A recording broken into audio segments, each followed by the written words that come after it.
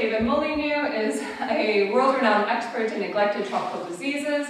He advises the World Health Organization, the World Bank, the UK Department for International Development, and pretty much every international organization that I won't have time to list today. He's an expert member of a number of panels for parasitic diseases, working on both elimination and eradication.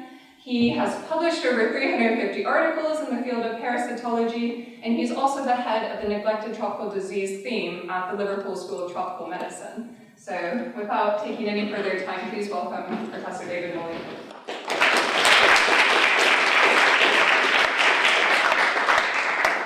Well, thank you, Juliet. I first of all want to check that I can be heard at the back of the room. Is that okay? If I can't, I don't want to do a Theresa May either, so I think I will be assisted by this excellent hospitality, which usually finishes a lecture rather than starts it. Well, it's also great to be back in this college because I was here for a meeting about 1974. I haven't talked in here since, but I'm also associated with the University of Cambridge, and I graduated from Cambridge in 65 and 68, having done a PhD in parasitology in the Molyneux Institute, which I understand physically still exists on the Downing site. I think it was very different in those days to what it is now. But that was the foundation of my interest in parasitic diseases and infections. But over the last decade or so, I've been particularly focused on what we branded as a group of diseases and neglected tropical diseases with a few others of us, Peter Hotez, Alan Fennick, myself, and Lorenzo Savioli. To the extent they've become a brand which has been incorporated into the UN Sustainable Development Goals as one of the health targets to be achieved by 2030. But what I want to do over the next 45 minutes or so is to talk a bit about the challenges that some of these diseases face in the context of whether they're to be eliminated as infectious disease problems or indeed eradicated, and show you some of the challenges that have emerged during the process of focusing on elimination or eradication. Now, 10 years ago, I used this slide in a way to provoke some controversy. And that's how we almost started the neglected tropical diseases, in a sense out of frustration following the establishment of the Global Fund for AIDS, TB and malaria, because that fund, which has attracted and sustained programs over many years for AIDS, TB and malaria, neglected the most common diseases on the planet, which affected between 1 and 2 billion people. We won't argue the precise number, but a very large number of people were being ignored because what they had were infections which I've termed a chronic pandemic. Now, because of the focus on HIV, AIDS, TB and malaria, I produced this of 2 aliens approaching planet Earth, and hearing the information that was coming from planet Earth, only thought those 3 diseases existed here, if you were an alien. However, WHO then created a list, initially 17, but now 20, because 3 other conditions have been added to the list. Don't worry about their names, but it just shows you the numbers of these neglected diseases. There are different etiologies. They're caused by viruses, bacteria, and worms, as well as protozoa. But they fall into a category which has a degree, each of them has a common issue around them, particularly the fact they're diseases of neglected populations, the poorest people on the planet. They're not easily amenable to treatment in some cases, and they cause a significant amount of chronic morbidity as well as death in epidemic settings.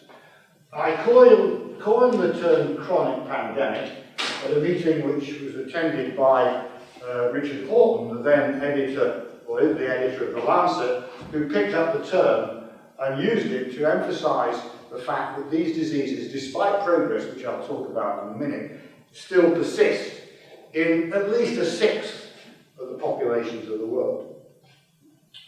Lorenzo Savioli, a colleague from WHO, identified the features of these diseases. They're a proxy for poverty and disadvantage.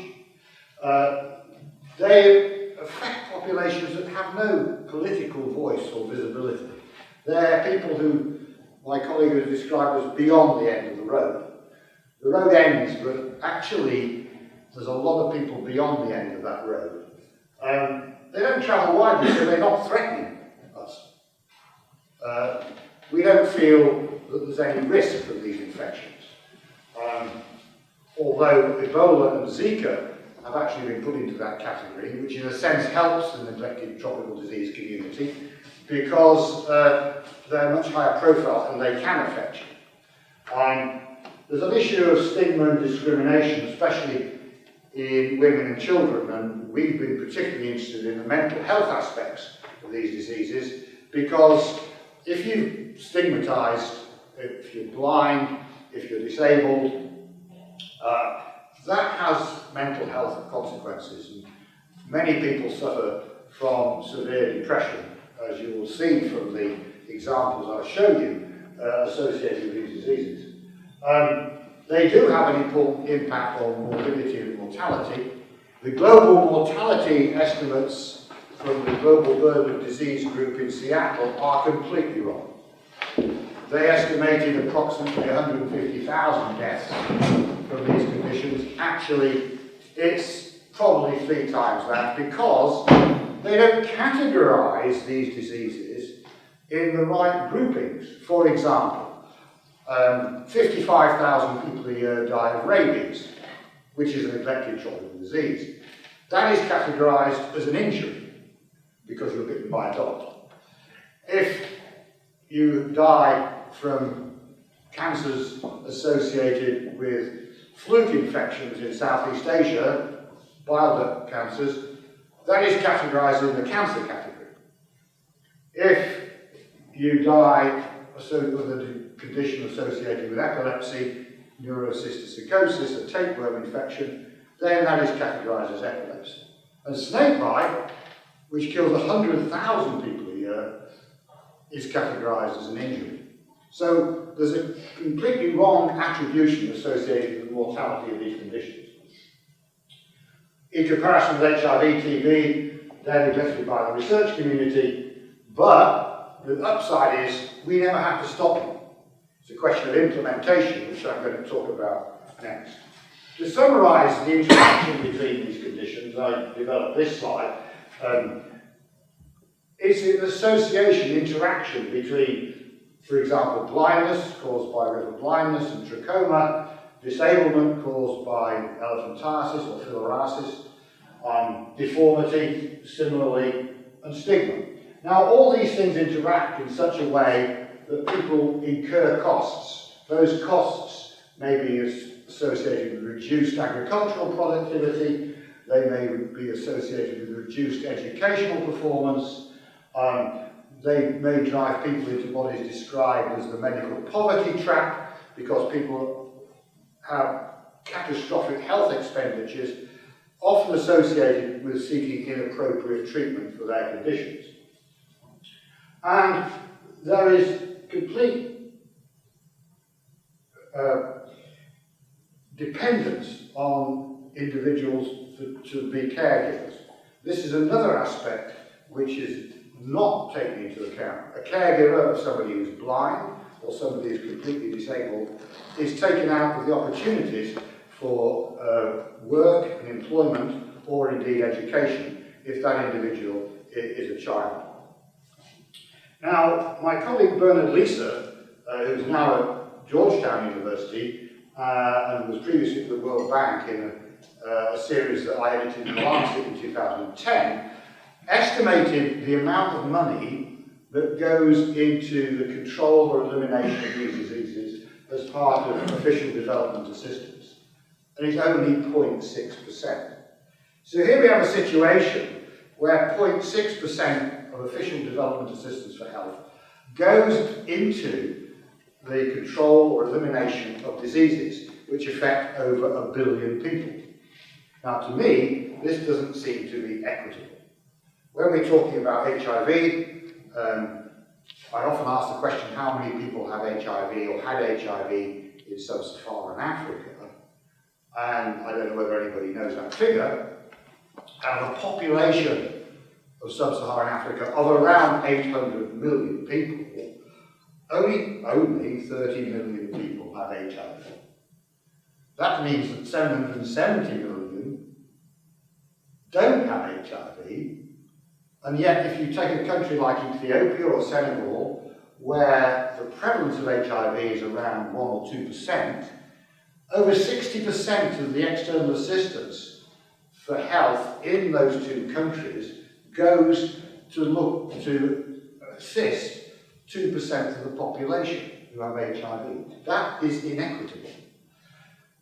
So I have a very jaundiced view about equity, appropriate distribution of resource, particularly when those diseases can either be eliminated or controlled, and in 1 or 2 cases eradicated. Now, I don't want to spend too much time on this slide, but I want you to remember that control is a permanent activity. Elimination of disease and elimination of infection are different categories, because infection and disease are not the same thing. And then going down to eradication. Eradication is a very specific definition. It's a very often overused terminology. And there's another category called extinction.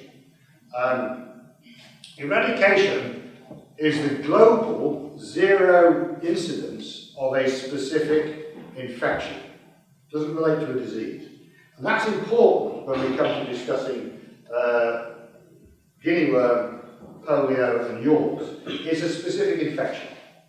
You have to make sure that nobody in the world, over a period of years, 3 years, whatever, is becoming infected with a specific agent. And that's a really important concept.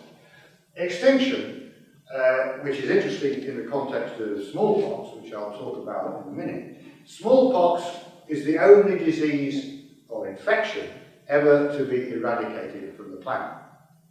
But it wasn't made extinct.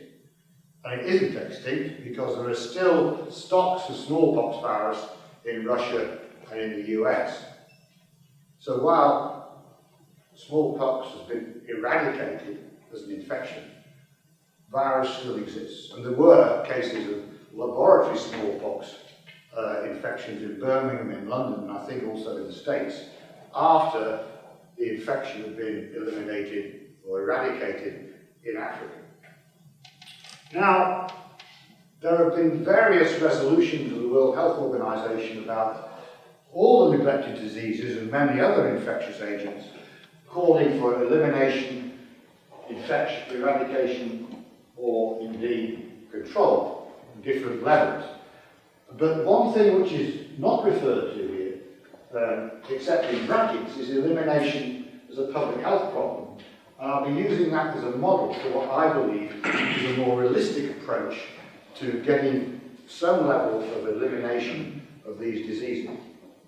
Now, one of the things that's happened over the last 2 years is, first of all, I've called this a dichotomy, because WHO in 2012 published a roadmap which defined the objectives of the control, elimination, and eradication of the 17 diseases which it then had in its list of neglected diseases.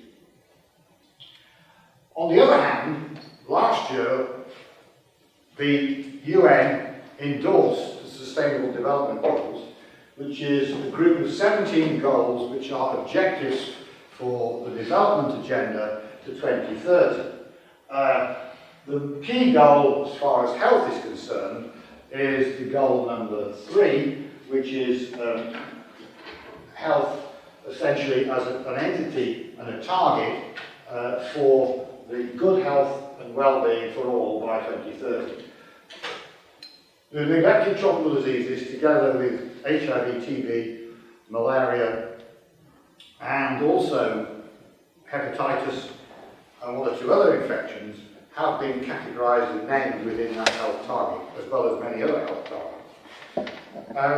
In a paper which I wrote with colleagues in WHO and elsewhere, we looked at all the aspects of the Sustainable Development Goal targets: poverty, education, gender and equity, partnerships, healthy cities, etc., etc., trying to decide how the control or elimination of neglected diseases fitted in with this development agenda. And of the 17 Sustainable Development Goals, around 14 or 15 can be directly related to the issues around neglected tropical diseases, or what we call neglected tropical diseases. It can be related to healthy cities in relation to how you might control dengue virus, to educational improvement by giving anthelmintics to improve educational status. It can be related to issues around partnerships, which are essential for the progression of these diseases. Now, we also utilised again in January this year, in a paper in the Lancet, a summary of the progress towards addressing these diseases using the chronic pandemic as a concept. People tend to think of pandemics as something which is going to immediately emerge. Pan for me means global, and we have a global problem of all these conditions despite enormous progress. The progress that has been made since we started this agenda is best exemplified by a publication which might be out today in the WHO Weekly Epidemiological Record, which records for the first time with preventive chemotherapy programs that over 1 billion people have been treated in 2016. 2016 is because it takes 9 months for WHO to accumulate all the figures. And that's for the diseases that Juliet works on, that we're involved in, which David is involved in, David Dunn. The worm diseases, the schisto diseases, trachoma, 1 billion treatments. That's an awful lot of people receiving something, essentially free medicines, because all these products are donated by the pharmaceutical industry. This is an unheralded public health success. And the cost of delivery is of the order of cents per person treated per year, given the drugs are free. One of the things that struck us, and this is a paper I published about 10 years ago, when we're talking about eradication and elimination and control, there is a gross abuse of the language and the definitions. As I said, I showed you a slide of the definitions. It is remarkable how loose people's languages are in relation to these terms. And just to give you an example, the Weekly Epidemiological Record of WHO published this in 2015, just after they'd given a list of definitions and published a list of definitions, which I showed you a couple of slides back. Eradication of yaws in India. Sorry, eradication is global and it refers to a specific organism. So this headline in the WHO Weekly Epidemiological Record is wrong on 2 counts. It doesn't specify the organism and it is not global. It should be the elimination of Treponema pallidum in India. Yours is the disease. So WHO itself gets things wrong, but it's a great agency and has a fantastic normative function. But coming back to eradication, the only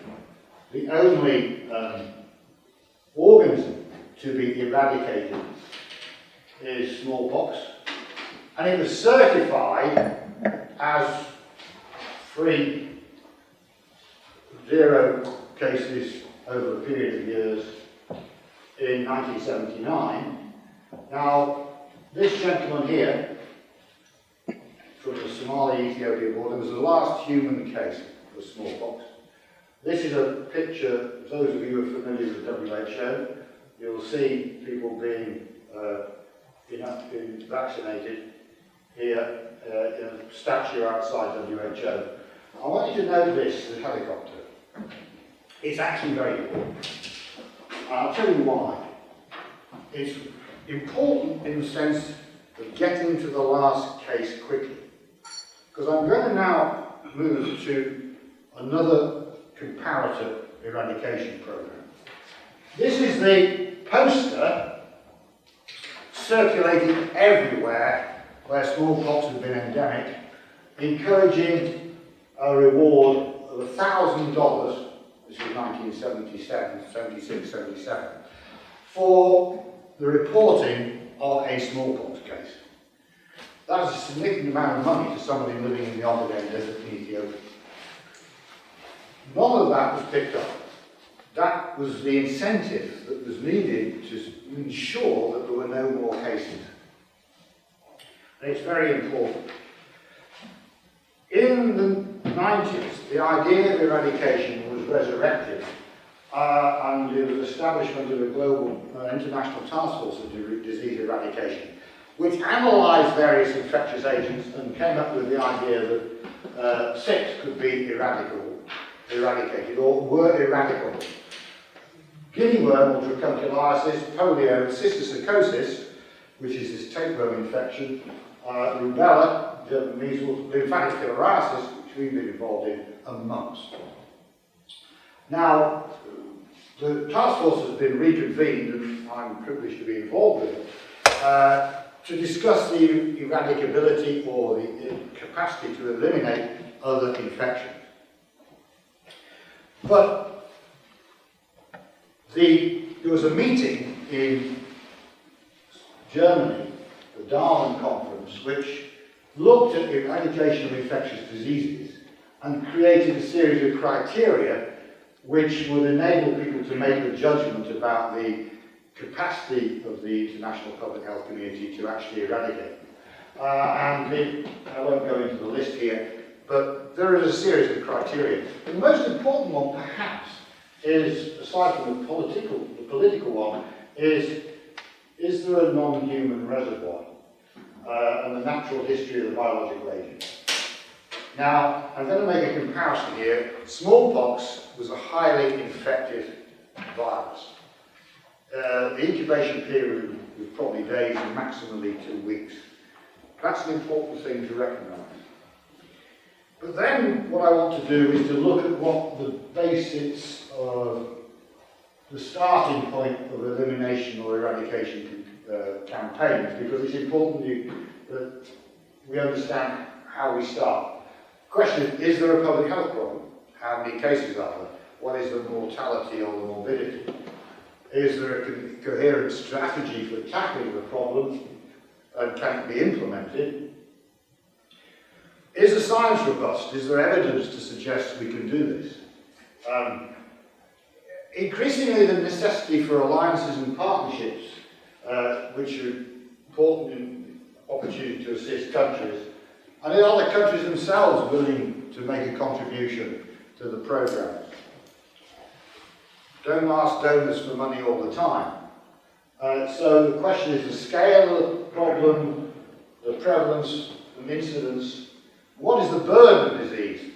And this is a very tricky and politically difficult issue with neglected diseases, because we believe that they're completely underestimated by the Global Burden of Disease group in Seattle, largely because we consider there's an agenda out there to push the non-communicable diseases. But one of the more important issues is the role of advocacy. And one of the key advocates, certainly for the guinea worm program, which I'm going to talk about, and the river blindness program with Jimmy Carter in the Carter Centre, assisted in Nigeria by the former president of Nigeria, Yakubu Gowon, and more recently the interest by Bill Gates in the concept of eradication and elimination. So we need to define the public health problem, assess the scientific feasibility, and also have World Health Organization resolutions formed by the World Health Assembly to encourage member states, which is basically the members of the UN, but essentially get a commitment from them to sign up to resolutions. All too often, that may be done in theory rather than in practice. They're happy to sign pieces of paper, but not actually to carry out and implement. And are the interventions available and deliverable? Donations for the neglected tropical diseases have been absolutely critical. And those donations have been driven initially by a remarkable donation by Merck and Co., or MSD as it's known in the States, of a drug called ivermectin or mectizan, which the then chief executive of Merck in 1988, a man called Roy Vagelos, recognised that poor people couldn't afford $3 for a treatment. That's quite remarkable, really, that people can't afford $3 a year for treatment, but that was his assessment. And he said, we're going to give this drug for as long as is needed to stop river blindness. That was followed by a cascade of other donations. Novartis, about the same time, gave multi-drug therapy for leprosy. And then it was followed by GlaxoSmithKline for filariasis and so on and so forth. This is available in various papers, and obviously if this is being sent out later, you can get this information. Aventis have come up with consistently drugs for sleeping sickness and the leishmaniasis, and Merck Serono in the last few years for schistosomiasis or bilharzia, and so on. So we have a community of major pharmaceutical partners supplying free drugs. The value of these drugs is estimated to be between $2 and $3 billion a year, which countries have access to. That is a very significant amount of money, which they would otherwise have to find themselves, because all these drugs are on the WHO Essential Medicines list. The other issue of partnership is just a representative of the Filariasis Alliance, which we're involved with in Liverpool. These are a small number of partners that contribute to what we call the Global Alliance. They're international organisations, they're pharmaceutical companies, they're academia, they're non-governmental organisations, all of whom come together to promote the programme for the elimination of lymphatic filariasis, or elephantiasis, as it's better known. Now, the diseases I'm going to talk about specifically are guinea worm, elephantiasis, and river blindness. Guinea worm is a horrible infection. It's described in the language of the Bambara in Mali as a disease of the empty granary because it disables people at the time of the harvest. There used to be about 800,000 cases a year during the 1980s, and it's down now. Last year was 16 cases, this year we've had 9 reported cases from Chad. There is no drug, there is no vaccine, there is no diagnosis. How do you stop it? You have regular surveillance, you provide clean water, or you filter dirty water, you kill the intermediate host, which are water fleas, you engage in health education and community education, you contain a case, and stop that case transmitting the infection to contaminated water. You institute a monetary reward, and you institute rumour registers so people check up to see whether the rumours may or may not be a guinea worm case. Now, the important thing to remember the reward for the smallpox. $1,000 for a case of smallpox. Here we have a monetary award. It's not as much as, because these are country awards at the moment, but in a year or two's time we will go for a global award to report a guinea worm case of around $2,000. The problem lies in the fact that guinea worm's incubation period is not 2 weeks, it's a year to 14 months. So if you can compare trying to find a smallpox case in a very restricted area where you have an incubation period of 2 weeks, people don't tend to move very far in 2 weeks, so you could ring vaccinate a population.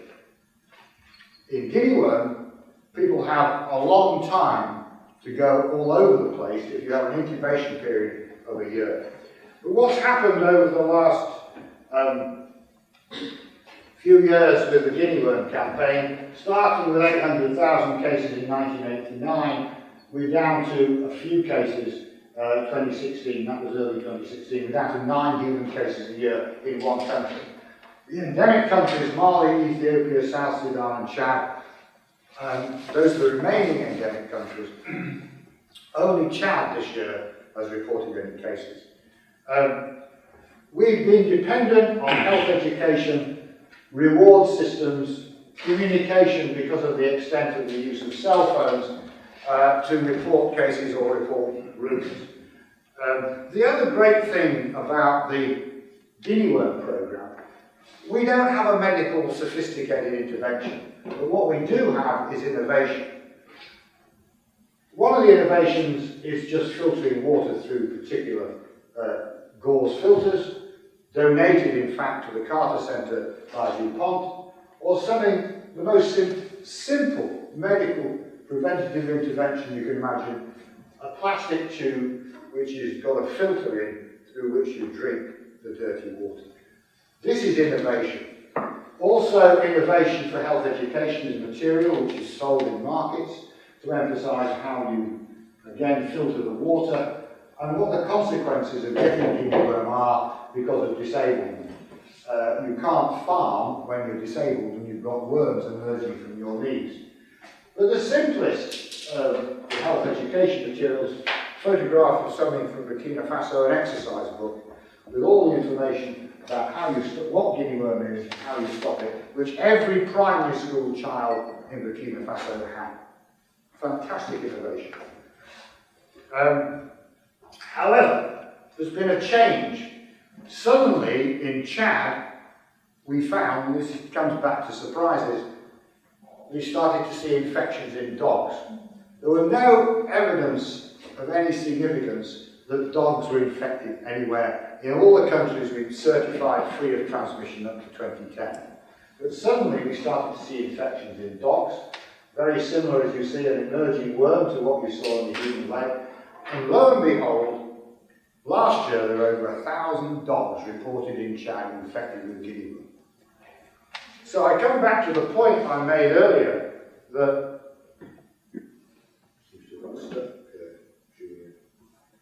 it's okay, it's coming. Here we go. It's all down this river system, the Chari River in Chad, from Jamena down to the border with CAR. And the odd thing is, the yellow squares are human cases. The red dots are villages with infected dogs. And it's moving further south. We do not know yet the reason the dogs are infected.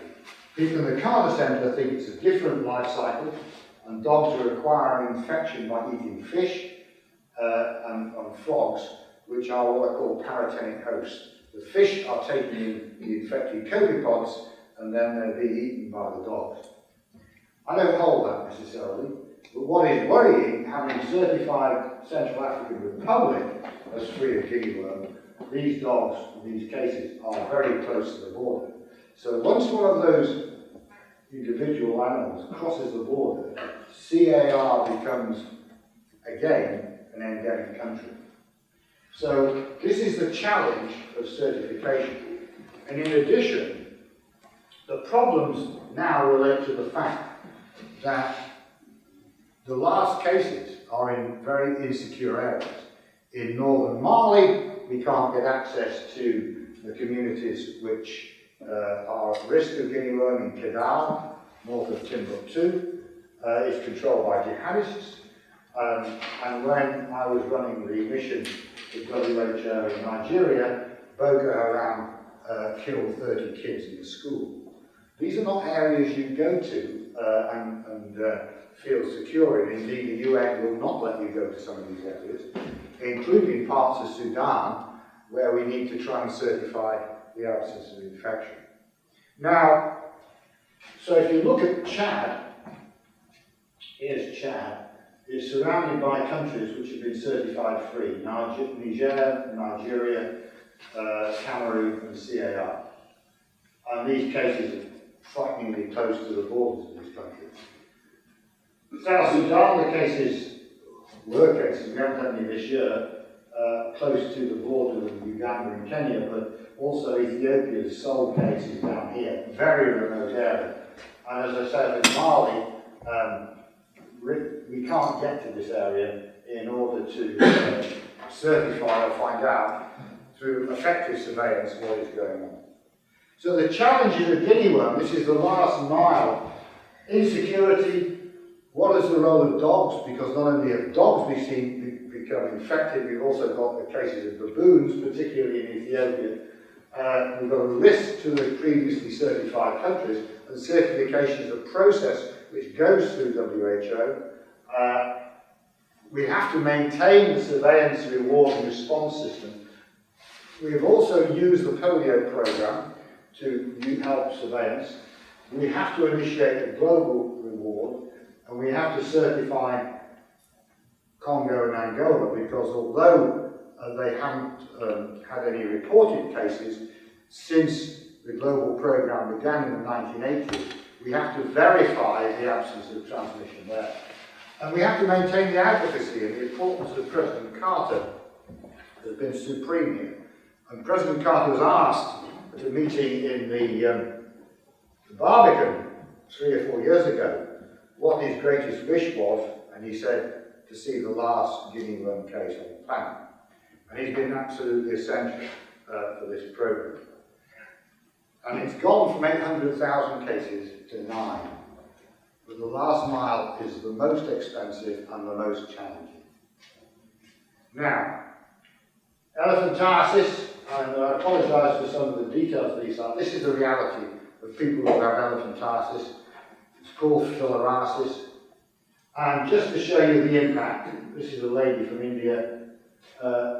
My family have brought me 2 suitors, but neither decided to marry me.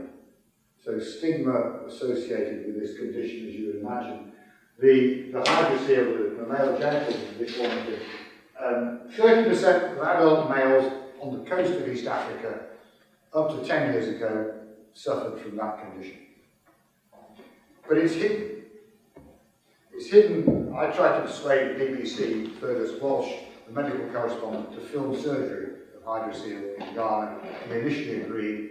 When the transmission went out on News at 10, it was excluded. It's not the subject anybody wants to tackle, but it's a reality for many people. This program has made enormous progress.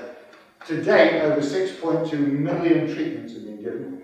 The numbers of cases have fallen by over 50%, and the number of people who no longer require treatment are about over 300 million. And it's been estimated that over $100 billion has been saved in costs averted. The numbers of countries which have now eliminated the disease as a public health problem, the Republic of China, China, Korea, both before the global program started, more recently Tonga, Cambodia, the Cook Islands, Niue, and so on. Small countries, not so small in Sri Lanka, but also the Maldives, Togo, and Malawi. They have eliminated these conditions of public health problem, probably eliminated the totality of transmission.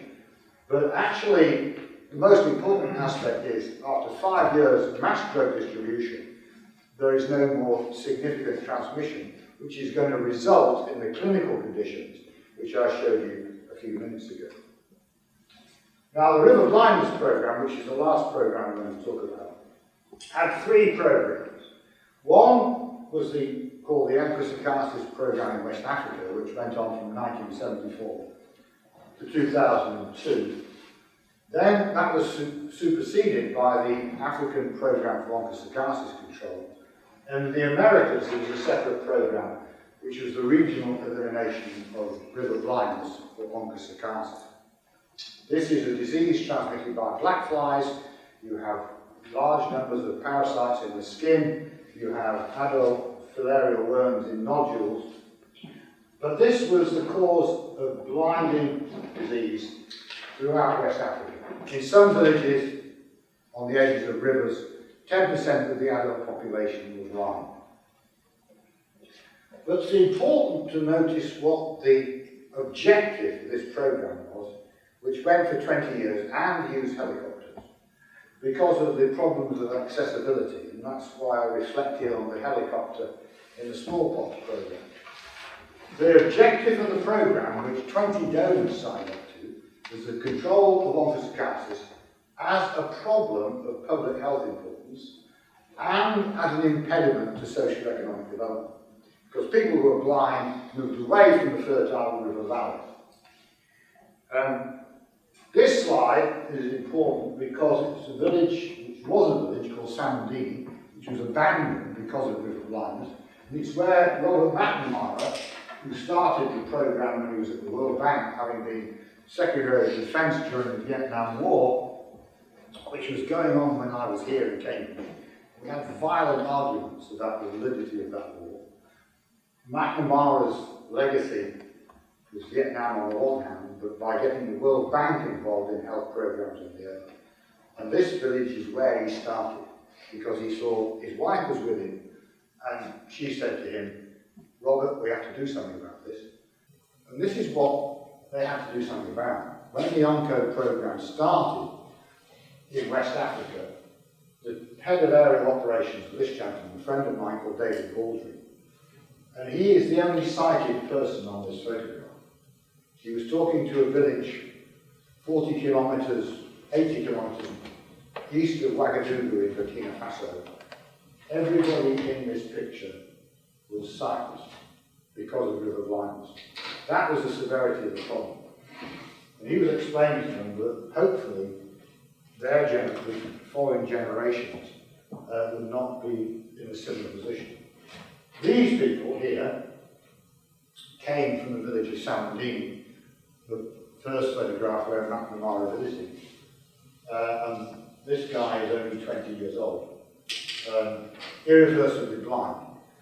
That was stopped, and the river blindness is no longer a problem in West Africa, by a big program of vector control using helicopters, very expensive, weekly treatment of river basins with insecticide to kill the vectors.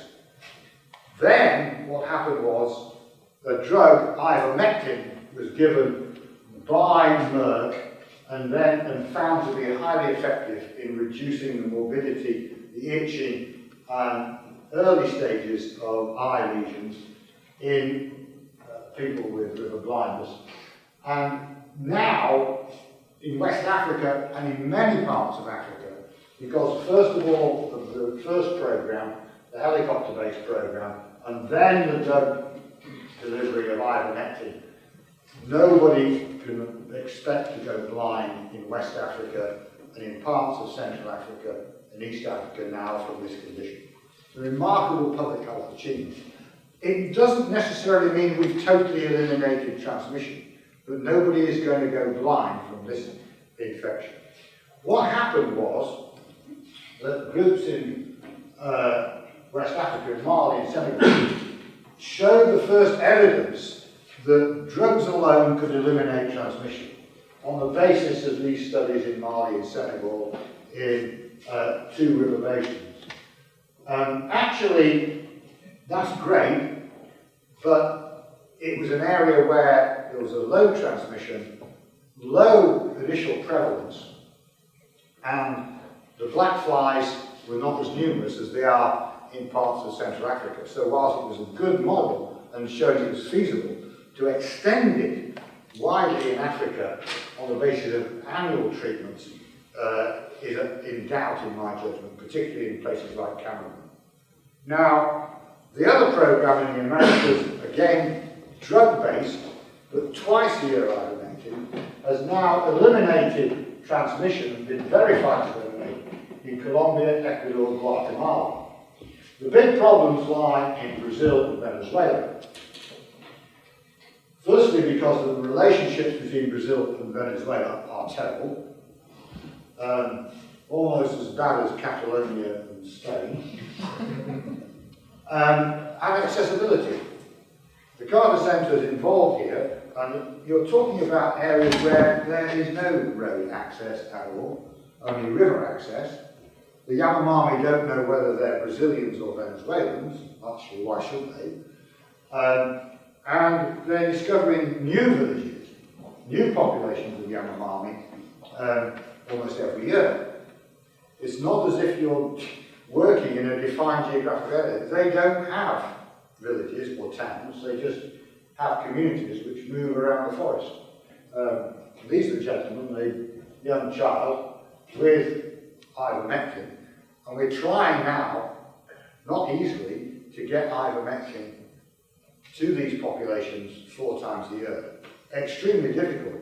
When it takes 4 weeks to get to some of these populations by terrestrial means, but you can't fly there. I mean, there are some airstrips on the Brazilian side, but Brazil doesn't like Venezuela, and there is some serious political security, extractive industry, mining interests in the area, which means actually accessing these populations, like the problems of accessing populations in Mali for guinea worm, or in Ethiopia for guinea worm, exemplify the challenges of elimination. So what I'm going to say towards the end, use the terminology correctly. Eradication is global and it's infection, not disease, and it's a long-term commitment. The onco programs in the Americas have been going on for 20 years. Many elimination programs and perhaps some of the other elements programs have been going on again for a similar length of time. And elimination has been looked at in a regional geographic context. And expect surprises. You don't expect dogs to suddenly appear in large numbers infected with an infection, which we didn't even know could infect them. Islands are often used as examples of good areas to focus on, but they're easy because there's no migration in and out. Therefore, it could be controlled. We need WHO leadership and we need partnerships. And we need to continue the operational implementation research. But don't expect magic bullets to arrive, because they don't. We have some very good tools. We have some other tools in development, but by the time they're brought into the system and implemented, it takes a very long time. So we have what's called a new bottom billion. We used to consider that these diseases were diseases of poor people in fragile states. To an extent, they still are. But if you start looking at the demographic, the new bottom billion are actually the poorest people in middle-income countries. And that's exemplified by Peter Hotez, our colleague, who identified the G20 countries plus Nigeria as where the biggest problems are.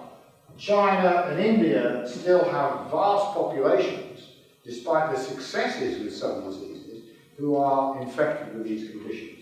The same with Indonesia, Bangladesh, Nigeria, and so on. So the majority of the people who are infected are in middle-income countries.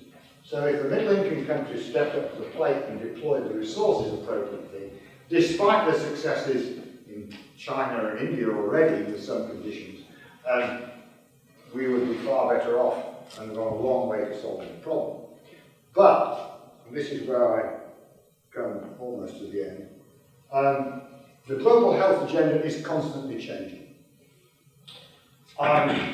Issues of pollution in particular, road traffic accidents, mental health, war, and the other non-communicable diseases, such as diabetes, are taking a higher profile on the global health agenda. Mental health will be the biggest cause of morbidity by 2030. Road traffic accidents are extremely high on the agenda. One of the real key things for me was the figure of the Ebola epidemic. 12,000 people died during the Ebola epidemic during 2014-15. The same number of people died in road traffic accidents in Nigeria and in Kenya. So that's the problem we're up against. Non-communicable diseases of different sorts. And what has happened since 2006, 2007, when we started the NTD brand? Well, there's been a global financial crash, We have the Ebola outbreak, we've had earthquakes, large amount of urbanisation, the emergence of ISIS and the Arab Spring, and Boko Haram, and we've had Donald Trump and Brexit. So what's going to happen over the next 10 years, I can't see into a crystal ball, but these have been extremely worrying problems for us to overcome on a global scale. So what can we learn about these diseases and contrasting or coming back to the issue of the development agenda on the one hand and elimination to try and achieve the WHO roadmap targets? I think you have to see these diseases as a development issue and see them through the lens of poverty, around equity and gender, human rights, universal access and universal health coverage, because these medicines are free. Look at innovation through a different lens also in terms of non-technical innovations such as the drinking straw or health education through exercise books. And remembering that the timescale to the development of any new product or magic bullet is a very long time. And I remind people that the bed net was invented and suggested as a means of controlling malaria in 1905, and it took to 2000 to the Global Fund to start distributing, albeit impregnated bed nets at scale for control of malaria. That was not a new idea, nor was it a highly technical innovation. We have to maintain the advocacy. We have to maintain the role of politicians, people like Jimmy Carter, but more recently Kofi Annan, who started to push the snakebite issue. 100,000 people who are killed by snakebite a year is not a trivial number, nor are the fact that probably the same number of people are disabled or have to have amputations as a result of being bitten by snakes, and therefore economically disabled and disenfranchised for the rest of their lives, particularly people who are kids playing in the field or young farmers who are doing the farming. And actually for the neglected tropical diseases, we have a very robust economic case. I said I think they're the best buy in public health because we're delivering free drugs to poor people, which cost about 50 cents to deliver. The numbers treated, over 1 billion people treated. Who knows about that? Who reports that? Not many people, certainly not the Daily Mail in the Sun. We're delivering essential drugs, and this is about universal health coverage. But always expect the unexpected. 5 years or 10 years ago, we didn't expect dogs to emerge in Chad. We didn't expect environmental problems, issues around Ebola emergence, the emergence of Zika virus. So on that note, I will stop. Thank you again, Juliet, for your excellent hospitality and for the invitation. I'm happy to have some questions.